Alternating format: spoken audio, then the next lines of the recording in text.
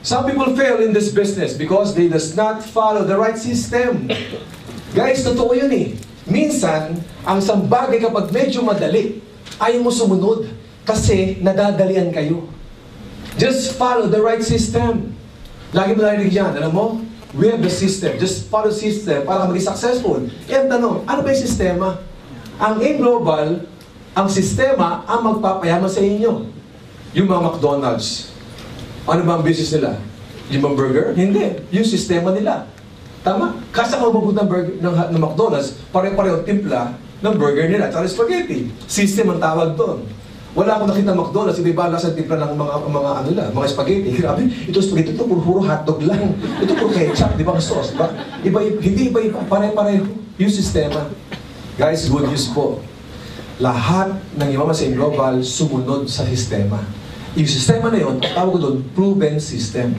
When we say proven system, napatunayan na ng maraming beses. Gano'ng karami? More than 1,000 distributors na naging milyonaryo. So hindi tsamba. Kung ang AIM Global ay 8 years na at 10 lang ang naging milyonaryo, pwede sabihin tsamba. Pero kung 1,000, hindi tsamba yun. Ang tanong, gusto nyo mapasama sa 1,000? Yes! Kayo pang 2,000, pag 3,000. What do you call it? System. 15 years ago, pag uwi ko sa bahay namin, may nakita ko sa table ng asawa. Table namin, iba-ibang klaseng sinulid. Iba-ibang kulay. Tapos may karayong. Tapos merong isang tela. Hindi ko maintindihan kung anong design. Ang sabi ko sa wife ko, Ma, ano to? Ano sabi ng wife ko? Apa, huwag mong galawin yan. Magko-cross stitch ako. Pamilyar? Yes! Cross stitch, pamilyar. Sabi ko, cross stitch. Hindi ko alam yan eh. Basta pabayaan mo lang yan. Pinabayaan ko siya. Minsan, nabubuyat na. Tigilan mo na yan, nabubuyat ka lang. Pa, maganda to. Pabayaan mo lang ako. Pabayaan ko. Eh, minsan, habang ko-cross stitch, aray ko mga aray. O nga siya, natutusok. See? Pinapayaan mo sarili mo, tigilan mo na yan. Sinasaktan mo lang sarili mo. Maganda to pa. Aray, umaaray ka na naman. Tigilan mo na yan. Hindi pa rin titigilan. Tama? After mga few months, pag-uwi sa bahay namin, nagulat ako. Why? Pagpasok ko sa bahay namin, yung cross sa ginagawa niya, natapos, at ipina-frame pa niya. Naka-display sa wall namin, pang sorpresa sa akin. Pagpasok ko, yun ang unang nakita. Wow! Ang ganda ng design! Paano mo nagawa ito? Ang sabi ng wife ko, yung kinrostes ko. Paano mo nagawa yan? Kaya ako nagawa yan, kasi may system o merong pattern. Kung walang pattern, ang cross-stitch, hindi magagawa yun. Tama, imagine mo cross-stitch walang pattern. Di ba? Ano tsura nun? Parang binagyo. Totoo. Sa pattern na yun, kapag binago mo, hindi maganda, magresulta. Bakit kami na-excite sa AIM Global? Ang AIM Global kasi may pattern. May system. Na kapag yung system na yun, o yung pattern na yun, ay sunod mo, ang ganda na magiging finished product nyo. Yes. Aray! Aray! Minsan na aray ka. Tama? Rejection, discouragement, puyat, pagod, pagkatawanan ka, mangangako sa iyo, darating, di darating. Iinjanin ka. Yun ang aray mo. Tama? Pero tuloy-tuloy mo na yung pattern. Huwag niyo mabaguhin yung system. Huwag niyo mabaguhin yung pattern. Guys, believe me, pagkatapos yung pattern na yon, ang ganda ng inyong magiging produkto. Tama? Isa sa mga ginagawa natin pattern, yung ginagawa nyo ngayon. Itabay kita ulit. Every time matin ka ng mga seminar, mga training, part ng pattern yan. Huwag kang kakaliwa, huwag kang kakanan. Sundan lang ninyo ang mga tinuturo sa inyo. So what is the right system? Lagi mo narinig to, NDO, ASA, pero again, let me remind you, importante na mag-stick sa mind mo to. Pumasok sa subconscious mo hanggang ma-internalize mo lahat yung sistema na yon. Kung ikaw yan, siyempre ang goal mo, for you to reach your goal, kailangan may ito kay good learning and listening attitude. Learning and listening attitude. Tama? Ang kailangan dyan, humility. May mga first-timers dito. Siyempre, since ako yung speaker, kailangan makita niyo yung background ko. Hindi po ako basta-basta naging isang speaker lang o naging successful bilang isang networker, naging first-timer din po ako. When I attended the seminar, tama? Baliw na baliw ako eh. Bakit? 12 years ako sa hotel. 12 years sa hotel. Tama? Hindi ako nakabili ng magandang kotse. Wala akong biling properties, hindi mo lang kapag-travel. Nung naka-attend ako ng mga seminar, networking business, parang kayo din, nabaliw ka, hindi makatulog. Correct? Yes. After 2 months, baliw na baliw ko, I resigned from my job. Ganun ako kabaliw. Nung nagsan ako sa job ko, tuwan-tuwa ako. Ang ginawa ko, punta rito, punta doon, punta dito, punta doon. Grabe, OPP dito, company doon, grabe, power. Wala sumasali.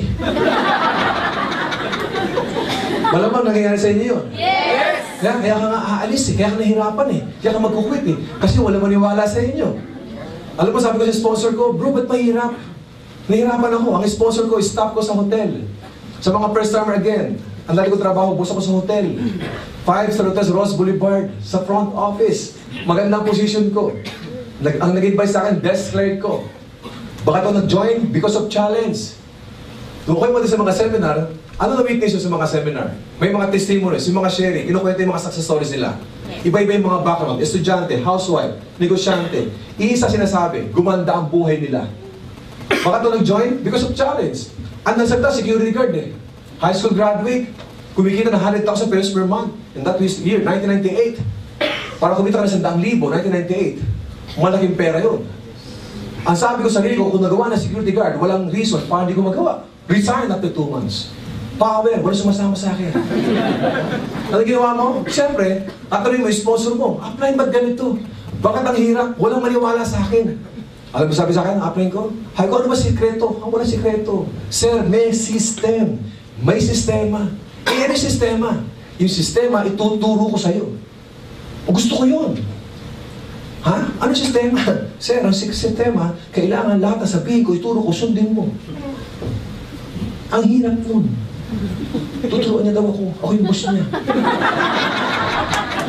Paano ako susunod doon? Di ba?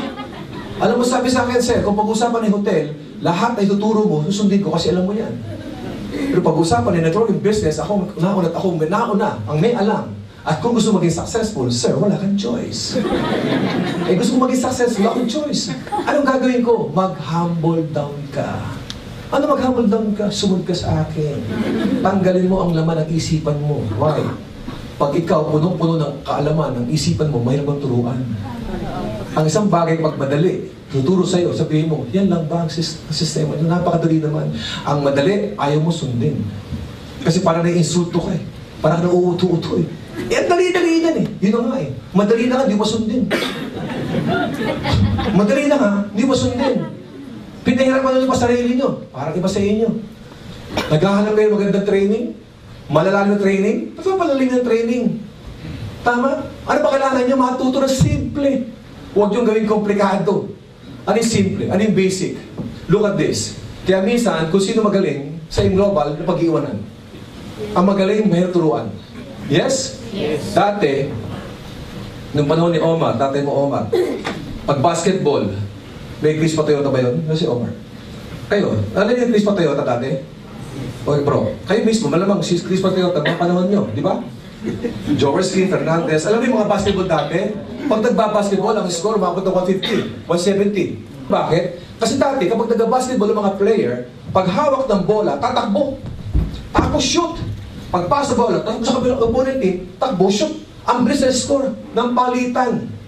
Kaya ang taas ng score ng dalawang team. Ngayon, ang score, swerte na maka 100. Minsan 60 lang. Minsan 80 lang. Why? Kasi nung bola, hawak. Paghawak ng bola, tatakbo. Shoot na lang, iikot pa. Bumabali pa. Tama?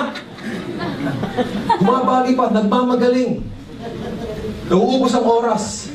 Bakit? Shoot na nga, umiikot pa. Gusa-sa pa para mag-shoot lang. Tama? Eh yung kalabang, ganun din. Yung shoot na lang, umiikot pa. Bumabali pa. Gagano lang, oh. Wop! Wop! Sayang oras eh. Kaya ang score ng bagal. Walang pinagkaiba sa yung global. Ito na nga yung turo, binabago nyo pa. Why? Nagmamagaling ka. Ba't ka magmamagaling? Magpapa-impress ka sa downline mo. Oh, downline, ang galing na yung upline mo. Ang galing mo nga. Ha? 1 year ka na, ang galing mo. Hindi mo na ka kinikita. Puro ka galing. Bakit yung hindi magaling dito? Alam ka na resulta. Kasi kung tinuturo, yun ang ginagawa. Have a good learning and listening attitude. So ginawa ko, mag-humble down, okay, ano gagawin ko? System. Basic. Learn products, marketing plan, NDO, share the products. master emotion, lahat. Nagulat ako eh. Nung ginawa ko yan, kapag may good learning and listening attitude ka pala, ang next na mangyayari sa'yo, natututo kayo. Do you agree? Yes. Kayong lahat ngayon, kapag nakasara ang isipan ninyo, kahit anong simple ng turo ko, hindi ninyo ako maintindihan. Tama? Kapag nag-humble down ka, tinuruan kita, matututo kayo. At kapag natuto ka, magugulat ka. Nakakapagturo ka sa downline mo. O downline, ito gawin mo ha. Ito gawin mo. Apply, ang galing mo naman. Ba't kayo magturo? Nag-humble down ka. Tama? Ay, ano tuturo ninyo? Yung mga tinuturo namin sa inyo. Kaya nga, simple ang turo namin para madali mo makopya at madali mong maipasa sa mga downlines nyo. Are we clear? Yes. Kapag natuto ka, kailangan, at nagtuturo ka, kailangan duplicatable kayo. Ano yung duplicatable? Ang isang bagay, para daw madali makopya, kailangan dalian mo rin. Kailangan madali ka makopya. In global, this is a copy business. Tama? Gugulat nga kayo pag may kausap kayo, ibang tao, sabihin sa'yo, galing mo salita. Pare-pareho mo na yung upline mo. Pare-pareho mo yung isang speaker. Tama? Kasi nga, yung lagi mo nakikita at naririnig eh. Duplicatable ka daw. Para ka maging duplicatable, simple lang ninyo. Kapag na-duplicate ka ng mga downlines mo, kaya mag-delegate. Ano yung delegation? Siyempre, pag lumalaki grupo ninyo, may mga events kayo. CSEL, may mga trainings kayo. Ikaw si upline, kailangan meron kang ginagawang delegation. Iba yung taga-text brigade, iba yung sa gagawa ng ticket, sa registration, iba mag-asikaso ng PowerPoint, iba-iba yung hindi lahat ikaw. Imagine mo kung upline ka, ikaw lahat, pag meron kang training, ikaw magkita sa mga tao, mga training tayo mamaya, di ba? Tapos sige, ako na ako, registration, pangalan mo, di ba? Kung pag-upisa ng mga sena, di ba? Hindi ako, ni microphone, ladies and gentlemen, please welcome the speaker, myself, di ba? Ayun, yes mo. Yes, yun. Kailangan, palakpakan mo. Then multiply. Ito na yan. Kapag ginagawa mo na yan, nagmo-multiply na kayo. Kasi nagmo-multiply, may downline ka sa Manila, sa Luzon, sa Cavite, sa Batangas, sa Laguna. Iba-iba. You can multiply your time through others. Tama? Ano yung multiplication? Hindi ka magaling mo salita, pag mas magaling mo sa time downline mo, multiplication yun. Tama ba yun? Kapag na-multiply mo na time mo, nakakapag-create na kayo ng malaking network. And when we say, or when we talk about network, tatlo yan. Kailangan may mga network of users kayo. Diba? May mga downline kayo, gumagamit lang. Kasi tanggapin natin, ibang mga distributor, ayaw na negosyo. Gusto lang produkto. Pabayaan mo sila, user lang sila. Iba naman yan, gusto magbenta-benta. Kasi yung mga tao may magbenta, tama? Hindi, gusto ko enjoy 25% ko eh. Imagine mo sa 1 to 900, meron ka 300 per C24/7, benta-benta naman yun. Iba naman dyan, mga network builders.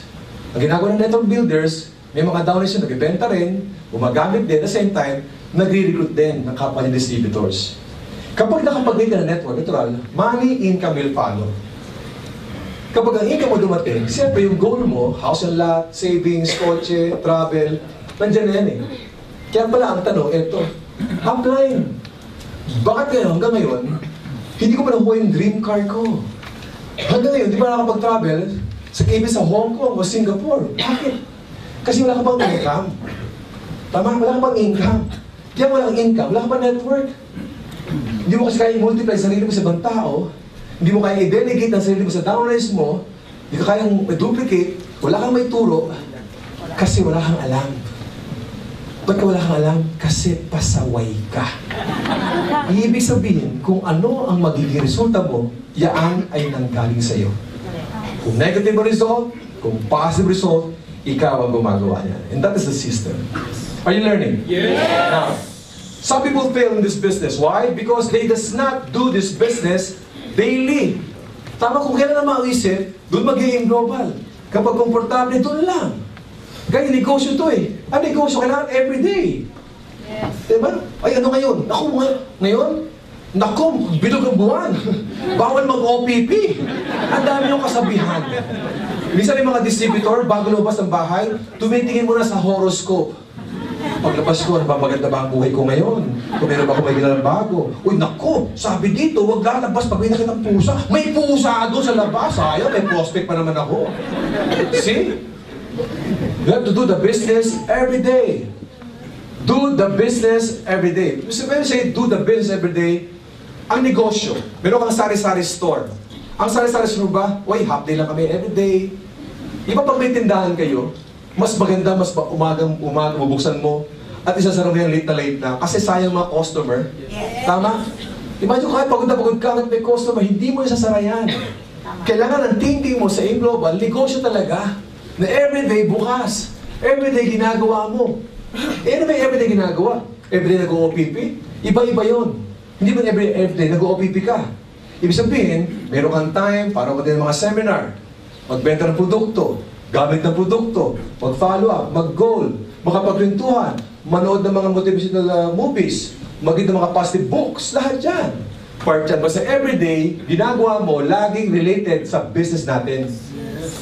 Paano malaman na kayo hindi pa seryoso? Kapag dumating yung oras na okay lang sa'yo, na walang kausap, o walang ginagawa tungkol sa negosyo mo, at okay lang sa'yo, hindi ka pa seryoso. Kailangan dumating sa oras na parang pag wala kang ginagawa, kinakabahan ka. Nanginginig ka, bakit? Parang feeling mo na bagsak ang negosyo. Tama? Kailangan everyday on the go. Kapag yung isang 30 minutes wala kang ginagawa, kabahan ka. Kasi dapat feeling mo na bagsak ang business mo. Do you follow? Yes. Tama? Some people fail in this business because of procrastination. Tama? Gagawin mo na nga lang, pinagliliban nyo pa. Sinasayin yung oras. Ibig sabihin, time doesn't stop and wait for anyone. Move on. Do it now. Tama? Kung may prospect ka, ba't pa hintayin next week? Kung may kausap mo ngayon, ay pare, prospect kita, bukas tayo mag-uusap pa. Kung pwede mo na gawin ngayon, huwag niyo ipagawa bukas. Imagine mo, may training ngayon. Sabi mga tao, may training ngayon. Di ba, okay lang yan. Mauulit naman yan eh. Posible hindi mauulit yan. Tama? So yung prospect ko, ay, nasa bahay, muulan. Kaya di ko tawagan yan eh. Baka next week, pwede ko rin tawagan yan. Sayang oras. Oras lagi ang pinag-uusapan dito. Why oras? Tignan nyo ha.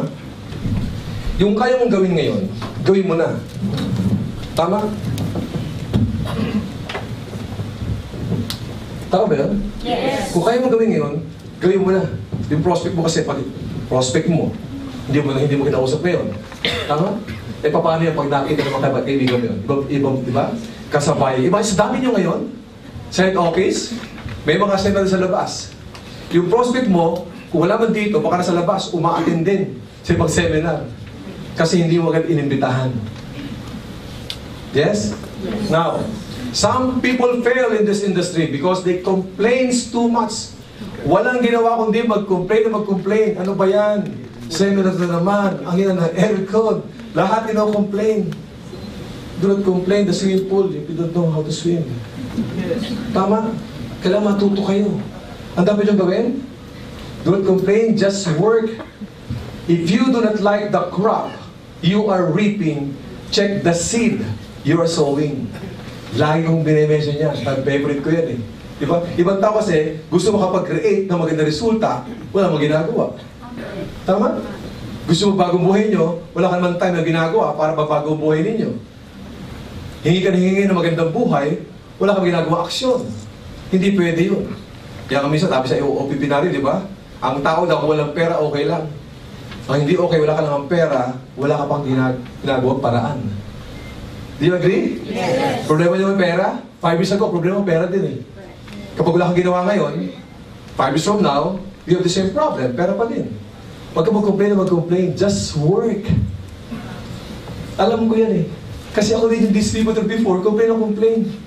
Tama? Complain na complain na nangako sa akin, darating, dumarating. Complain ko sa upline ko, napatulog na ako. Inaaway ko na nga eh. Diba?